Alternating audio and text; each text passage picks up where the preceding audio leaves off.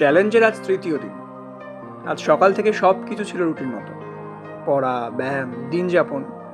কিন্তু বিকালে আমি নিজেকে একটা উপহার দিলাম, একটা সিনেমা। না, একা না। আমি একা সিনেমা দেখতে যাই, কারণ পাশে কেউ না থাকলেও পর্দার প্রতিটা মুখ, প্রতিটা নিঃশ্বাস আমার বন্ধু হয়ে যায়। অনেকে ভাবে সিনেমা মানেই বিনোদন, কিন্তু আমার জন্য এটা শিক্ষা, সাধনা, ভেতরটা কাঁপিয়ে দেওয়া এক অনুভূতি।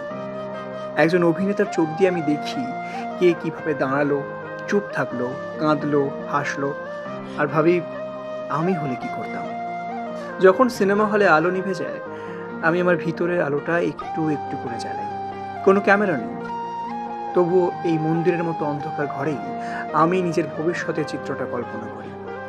আমি জানি বড় অভিনেতা হতে গেলে শুধু অভিনয় নয়, ভালো দর্শক হওয়াটাও জরুরি। তাই আমি ঠিক করেছি এই ৭৫ দিনের যাত্রায় প্রতি সপ্তাহে একবার হলেও একটা সিনেমা হলে গিয়ে সিনেমা আমি দেখব। একাই যাব, কারণ আমি আমার সাথেই সবচেয়ে বেশি সময় কাটাতে শিখছি।